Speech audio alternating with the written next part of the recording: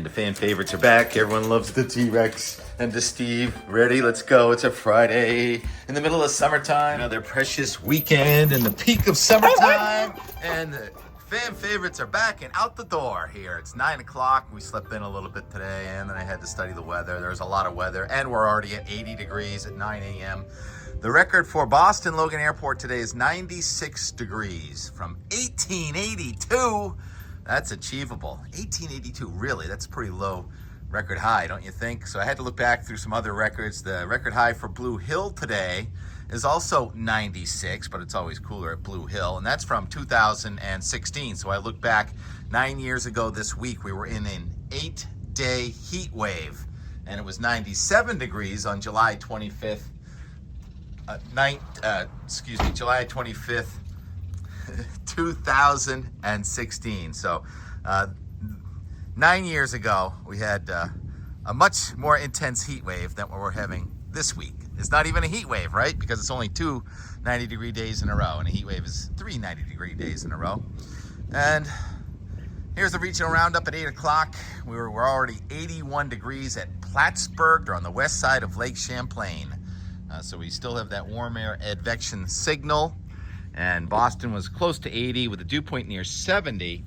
So the dew point not quite as high as it was with those last couple of fronts when we had the dew point in the mid 70s.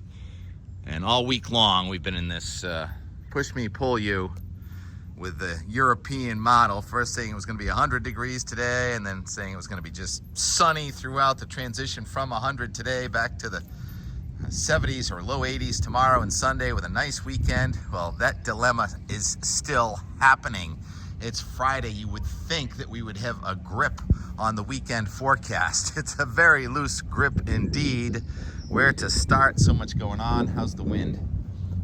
Try and get out of the wind a little bit over here if I can. Try and keep an eye on Steve, who needs to have an eye on him. You'll see why in a few minutes.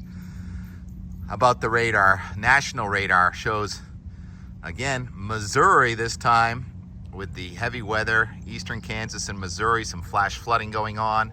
And you see that band of rain extends now into northern New England. So the front did settle south to about Montreal last night.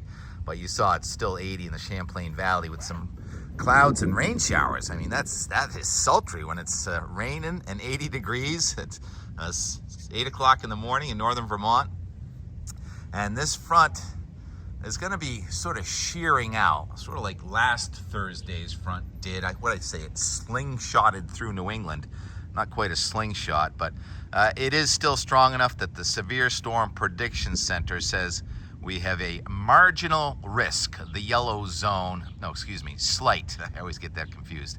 So it goes light green, thunderstorm. A darker green is marginal. It means possible severe weather. And then the yellow, even though the word is slight, it means there are going to be severe thunderstorms in southern New England today. So that risk has been upgraded over the last 48 hours, which is no surprise. I mean, this is a serious front. It's been causing problems upstream every day. Yesterday, for example, near Chicago. Wow, look at all those storm reports clustered near Chicago. Yeah, I know, Rex. With an 80-mile-an-hour wind gust in one of those thunderstorms, and there was also a little bit of flooding and some hail, but mostly wind threat for New England today with these showers and storms. There's the 2 o'clock map with that front strung out from Maine across New York and then all the way down into the mid-Mississippi Valley, where the extreme heat warnings are now shrinking. I guess we can take a quick peek at that. National advisories, watches, and warnings. Most of southern New England now in a heat advisory today. A couple of very small, hard to see extreme heat warnings, one near Philadelphia and another one near St. Louis. So this is a heat-breaking front for a lot of the central and northern plain states, but the heat's going to keep going on and on and on in Texas to Arkansas, and that's going to play a role in the forecast going forward for the next couple of weeks. It's a real challenge because Canada's going to be getting colder and the central plains are going to stay hot. And timing the boundary, when the boundary comes south as a cold front or comes back north as a warm front. It looks like the boundary here on the Sunday morning map is coming back toward us as a warm front.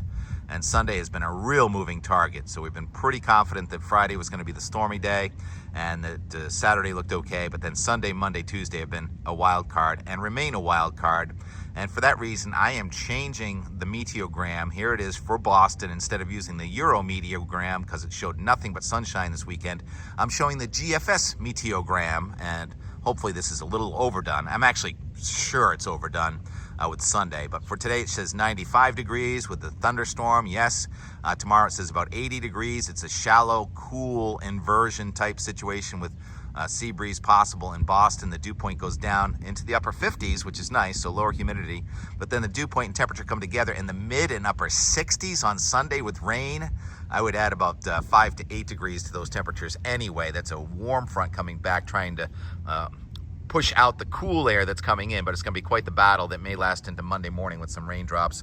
And then it shows next Tuesday and Wednesday warming back up with temperatures in the mid 90s for a couple of days next week before another Thursday, Friday front that leads to cooler air, but not as cool as we've been talking about to start off August. There's been some changes. Now, I am going to show the Euro on our pivotal weather. I'm going to show the Euro because in the big picture pattern where the fronts are, it mostly looks pretty good. It's just for Boston, it didn't work out in the meteogram part because it says that most of the action over the next 7 days is going to mostly miss Boston. Steve. See that bird feeder? See Steve? I'm not sure when to play it, but I thought I had him safely secured, but he did catch a bird yesterday, but I let it go. I think I'll show you that later in the game here. Steve's rock. All right, let's go to the Euro and look at the day-by-day, play-by-play. And I forgot to check NHC, but probably saying not much with that cluster near. I didn't talk about it. One more look at the radar. That cluster of rain that stretches from the Florida Panhandle to just off Texas. So it does not look like that's getting organized, but I think next week at this time we have a better chance of something actually developing a tropical cyclone or two next week. Actually, I think there's going to be a surprise south of Cape Cod by probably Monday or so. So here it goes. Here's the Euro.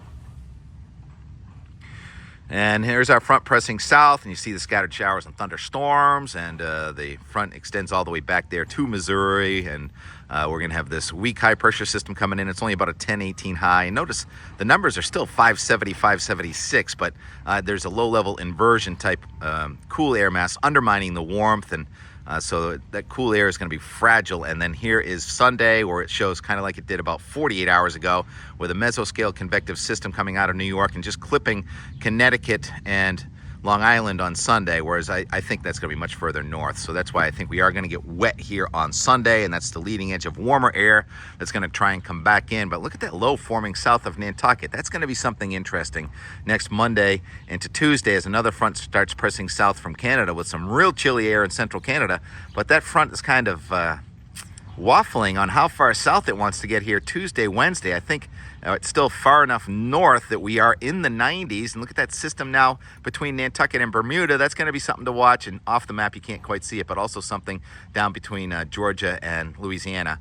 And then the front is pressing south. Sorry, making you look all over the place here. On Wednesday, some thunderstorms and cooler air. And then look what happens on Thursday. That front tries to develop a low pressure system. Going to slow it down, slamming us. Of course, it's a Thursday, Friday with some heavy rain, and it looks like a convective cluster coming right over us next Thursday, Friday.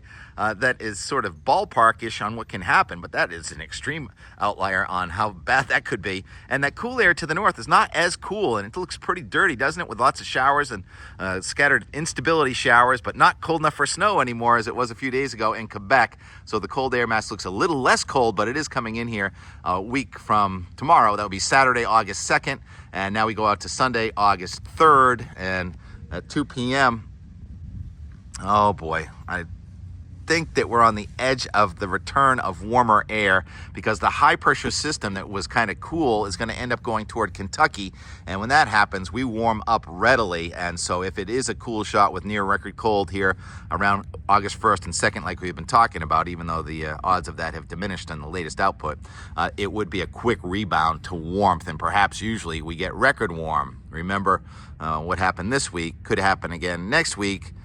So come off that, and I'll remind you that just 3 days ago it was in the 30s in New York, and northern New Hampshire 3 or 4 days ago. And then now we're challenging record warmth. So I think we're going to kind of repeat that cycle again next weekend with a challenging record chill. And then the following week would be record warm. People are already asking me, you know, what's the middle of August look like? Well, the weather works in waves. And the weather forecast works in waves, and we don't even have a good grip on the next 3 days. But I'm flattered to think that you might think that I can get a good grip on a month from now. I'd say it's going to get cooler and then warmer, and the hurricane threat is going to increase. And I think that we are going to have something tropical developing nearby and possibly between Africa and the Caribbean, 2 or 3 things in the next 10 days. And maybe even a surprise south of Cape Cod early next week. But would it be a surprise if we are talking about it right now? Looking at a cabbage butterfly. Oh, he just went over the edge. Why don't we go over the edge? And that's it for the weather. And more yesterday put Cape Cod in the rear view mirror late in the day. But before that, we did some water testing, and I was on sort of a Viking theme because of the name of the neighborhood where we test with Charlie. And Bass River, it was very windy, quite pleasant. The water is not that clean. That's what our tests are showing. High nitrogen counts, low oxygen counts. And regardless, Charlie gave me a tour of his garden. So more of a garden theme and more for several minutes with Charlie and his wife doing such a great job on all 4 sides of the house and the pool. And not to mention he's a club member of Alfa Romeo, and he works on Alfa Romeo. So really fun hanging with you, Charlie. Thanks for that experience and coming back and hearing that Hulk Hogan had passed away. And the last thing Danielle said on the radio yesterday morning was, well, there's going to be a 3rd icon to pass away, maybe somebody in wrestling. Oh my goodness. The hair stood up on the back of my neck coming back from Cape Cod when I heard that Hulk Hogan had passed away. And then a hawk flew out of the bushes and missed my windshield by about a foot. I had a near-death feeling experience. And then I came home and I saw my first monarch butterfly. And look he's right over there right now. We've got a monarch butterfly. Man, you fly more crazy than a dragonfly, but it's coming right through here. You know me and my symbolism with things that fly. And a lot of the weeds that are coming up here through our yards are black-eyed Susans, and the monarchs, I think, really like those kind of flowers. So hopefully we're going to corner a monarch today and get it to slow down. We'll get a picture of the monarch, but for now, the and more, it goes a little out of order. Usually I do my concluding words and say, talk to you tomorrow, and then I try and shut it off. But before we got there, Steve captured a bird, so it's going to go a little out of order. I'm going to put Steve capturing the bird, and the bird got away, and then go to the sunset from yesterday as we look at that monarch. Can you still see the monarch down in there? All right, and more. Back to Cape Cod. And more from Thursday, going over Crab Creek, Bass River, Dennis into Yarmouth. It's a gorgeous morning. Going right over there. Over here is where legend has it the Vikings may have spent some time, and a lot of these roads have Viking names, and the homes do too. Right down there is the west side of Fallon's Pond, and the street Valhalla Drive. Rosa Sharon must be closing in on August. Fancy hydrangea. Eric the Great. This is his path. Charlie the Great gardener. Tim's here. His dog barks. Lets him know I'm here. Yep. It's water test day. Always fun coming over here. There's the dog. I just heard him. What do you feed your hydrangea? Rob, whatever it is. He likes it. Any Vikings around lately? Seen any Vikings? Nah, they've shed their disguises. I had to tell them. Where's the rock? Which rock? I always get confused. Is it that big one over there? I have no idea. I never figured that out. Maybe that's Viking rock. Maybe the whole thing's just made up. Is that Todd coming at us right now? Is he got a boat? Yeah. Hey Todd, we're on your dock. So Charlie's putting together the high-tech computer system, and we also observed the weather. Mostly clear, some smoke in the sky. And we do the Beaufort scale for wind. And Beaufort scale, let's see. 0 is under 1, 1 is 1 to 3, 2 is 4 to 6, 3 is 7 to 10. I think we're at the 4. Dust, leaves, and loose paper are raised up, small branches move. Call it a little more than that. A little more than that, Charlie says. 5 would be 17 to 21, a fresh breeze, small trees and leaf begin to sway. Yeah. Yep. It's a little lull right this second, but fine docking job by the young whaler pilot. YSL computer gadget equals water. All right, water temperature 25.8 degrees Celsius, which is just a little over 77, 26. So we'll call it 26 Celsius, which is 78 degrees temperature in Fallons. We're just sitting here testing our water, and all of a sudden this thing comes flying down. He took our head off. First acorn of the season. It's not looking that good either, is it? All right, if yesterday was the bird issue, today's the plant issue. These are hydrangea also. Curious. And then there's Rose of Sharon. Those Rose of Sharon are looking beautiful. What's the ones that are like Rose of Sharon? Hibiscus? No, not hibiscus. There's Isn't Rose of Sharon hibiscus too? I think it is. Let's go look at your Rose of Sharon and we'll talk about it. okay. And a rose is a rose is a rose, and these are wonderful looking. So you got a little, try and keep the weatherman out. Sorry, I'm too tall. Huh. Whoop, jeeps. Beautiful. What's that, a rose? I'm sorry. Fragrant, yes. Look at the red one. Hi. Come on out. There's Mr. Lincoln. Mr. Lincoln. Hello, Mr. Lincoln. Gorgeous. Look at this prize. Oh my goodness. So we're going from July into August, and he's got new buds coming. So he's got perpetual roses out here. And I know the dog just wants to come over and say hello. How come that weatherman is allowed? Oh, look at that. Austin, you're a good boy. Making sure the weatherman doesn't bother the roses. Hi. Beautiful. Handsome. You're so handsome. My vicious attack dog. And the gardens keep on going. Could be here all day. I'm drawing a blank. A dahlia over here? Yep, that's a dahlia. A dahlia. Just wonderful. Prize. Like if we had to go to the store and buy these, it'd be Zinnias. pretty a penny. Zinnia, just coming now. And probably go around the whole yard, but I'm kind of interested in the Rose of Sharon a little bit. What's that? That is a Franklinia. The tree? Yeah. Franklinia. What does that mean? Is it a blossomer in the springtime or something? No, it's after Benjamin Franklin. He found it in cells someplace and then brought them up here. And that the leaves all turn bright red in the fall, and they get big white flowers on it. In the fall. Yeah.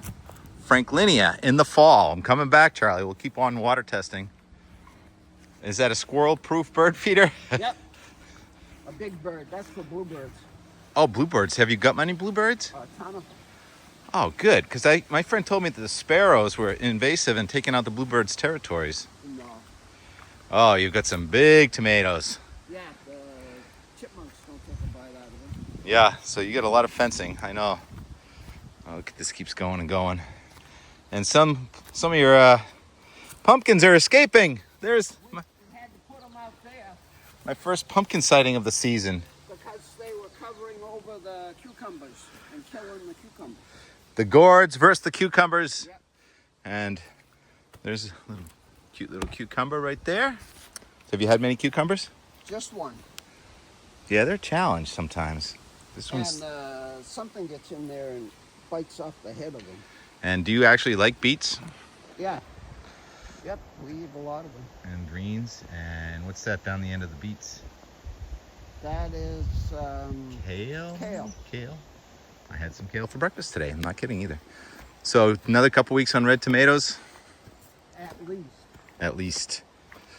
The weather has been fickle. The weather is always fickle. And it just keeps more lilies everywhere.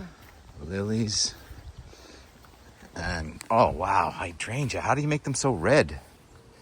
That's just the kind they are. Beautiful. And they like a lot of water, so you do a lot of watering, I guess. Yeah. Hey, neighbor, you got a pool?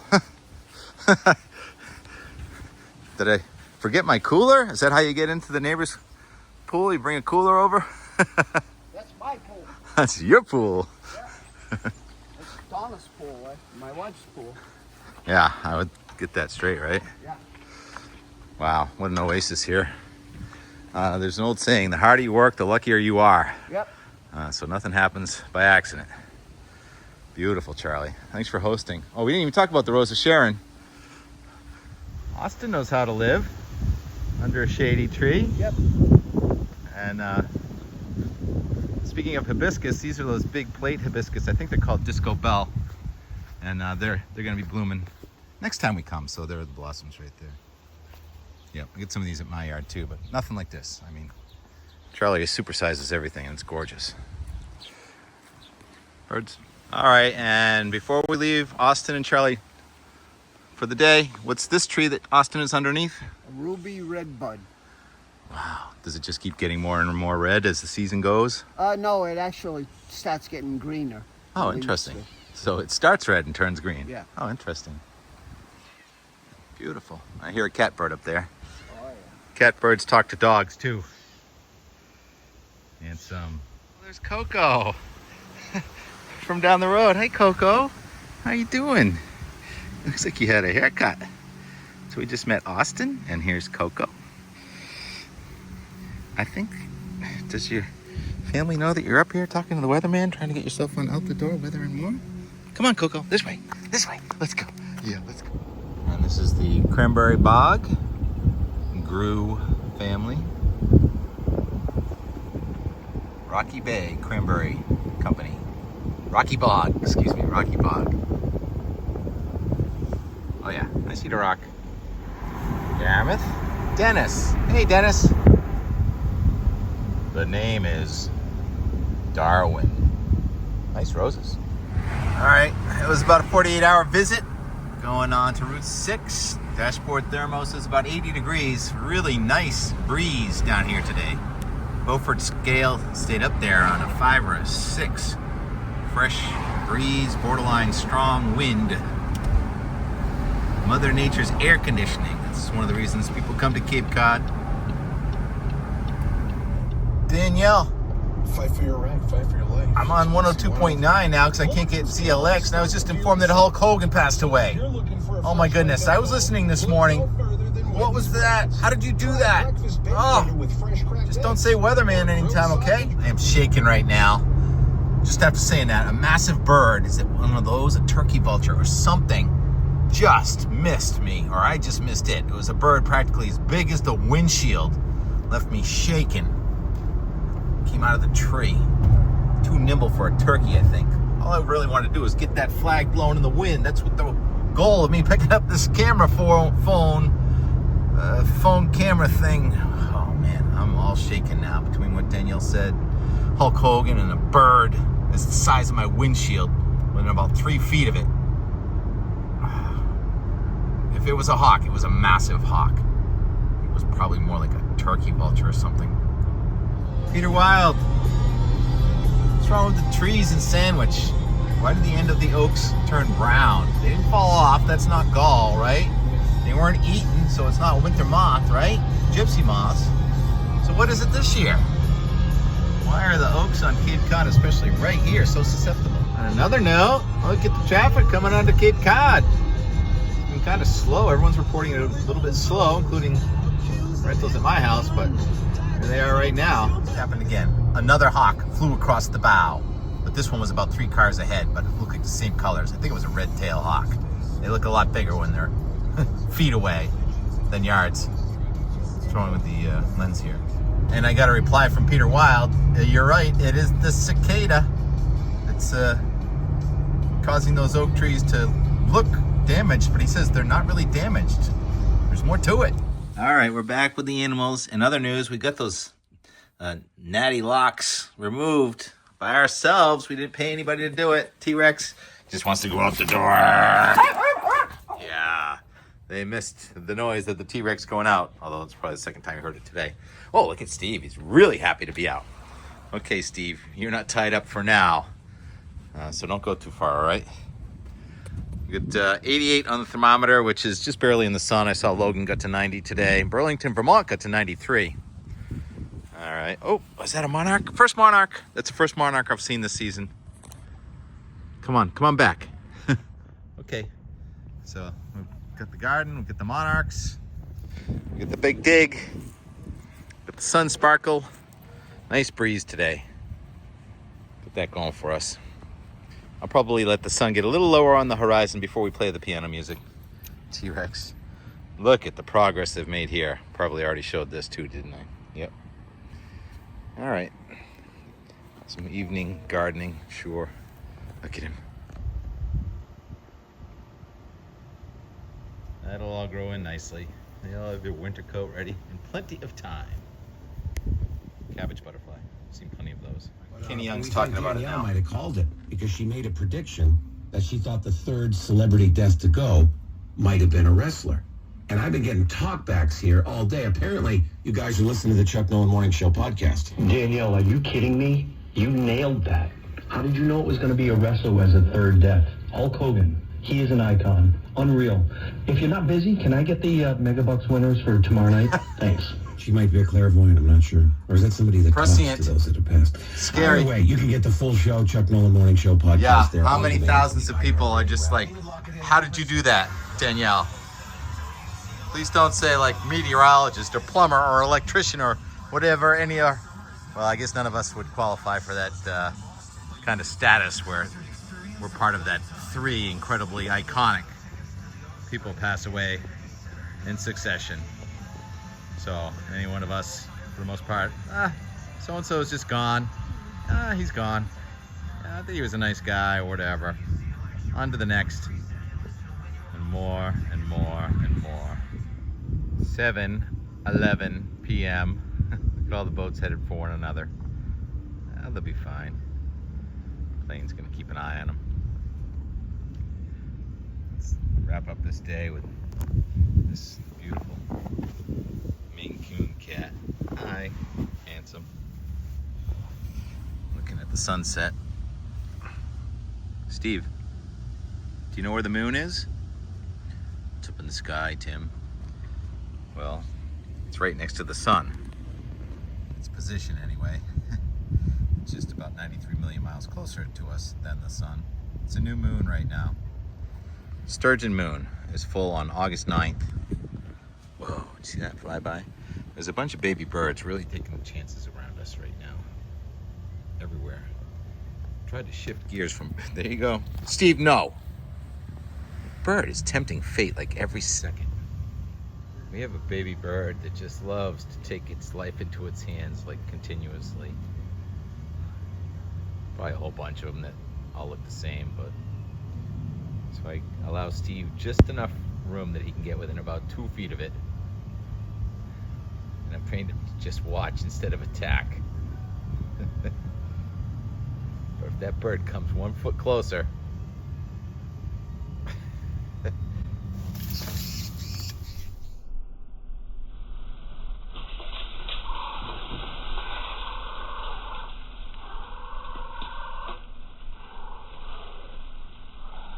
that was a capture. I came right in, grabbed Steve, freed the bird.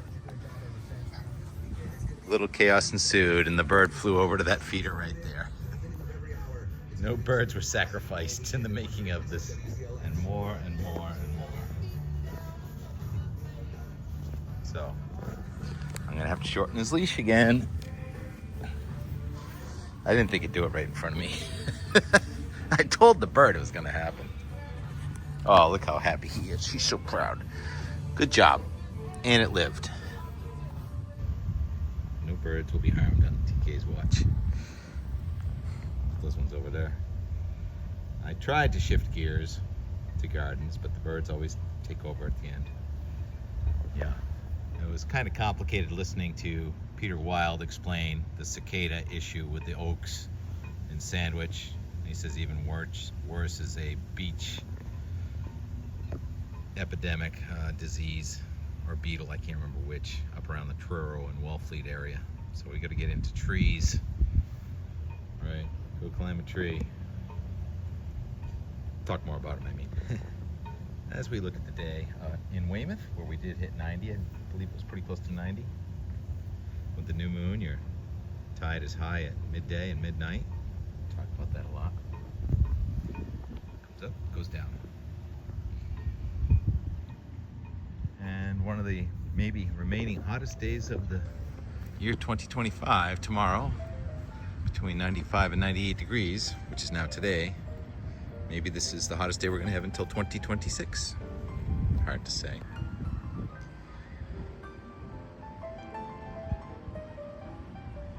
Could probably keep going and going. Listening to Mandatory Metallica, Jameson, also impacted by trilogy of icons passing. He grew up with Hulk mania. Cape Cod.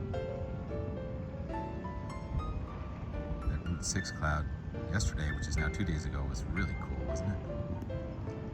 And the warm air advection cirrus coming in without a battle. Warm air just coming in. Cape Cod was quite comfortable today. Freshly trimmed Steve. Janet did an unbelievable job getting rid of those natty locks.